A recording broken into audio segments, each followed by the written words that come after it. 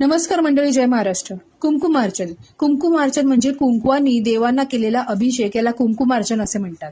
कुंकुमार्चन करतेवेळी आपल्याला प्रथमतः गणपती बाप्पाची मांडणी करून त्यांची पूजा करून घ्यायची आहे. त्याच्यानंतर तुम्ही कुंकुमार्चन करण्याकरिता अन्नपूर्णा मातेची मूर्ती अथवा तस्वीर किंवा लक्ष्मी मातेची मूर्ती अथवा तस्वीर तुम्ही इथे घेऊ शकताय. त्यांचाही पाण्याने आणि दुधाने अभिषेक करून घ्यायचा आणि त्याला धूप, अगरबत्ती आणि फुलं वाहून आपण त्यांची पूजा करून घ्यायची. कुंकुमार्चन हे पुरुषही करू शकतात आणि स्त्रियाही करू शकतात. तिथे कुठला नियम नाही आहे. पुरुष आणि स्त्रिया दोघे कोणीही कुंकुमार्चन करू शकतं. कुंकुमार्चन करण्याकरता आपल्याला लागणार आहे कुंकू, आणि ते कुंकू वाहताना आपल्याला या 3 बोटांचा यूज करायचा आहे. 3 बोटांचा वापर करून कुंकू हे देवीच्या पायापासून ते डोक्यापर्यंत अशा पद्धतीमध्ये वाहत जायचंय कुंकू. आणि कुंकू वाहताना आपल्याला कुलदेवतेला स्मरण करायचं, कुलदेवतेचं नाम स्मरण करायचंय.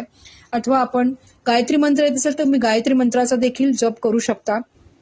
अशा पद्धतीमध्ये आपल्याला कुंकू वाहून घ्यायचं आहे. कुलदैवतेचा स्मरण करून आपण हे कुंकू इथे देवी मातेला अर्पण करत आहोत. अर्पण करताना पूजा झाल्यानंतर देवी मातेला आपल्याला पाणी आणि दूध साखर याचा नैवेद्य दाखवायचा आहे.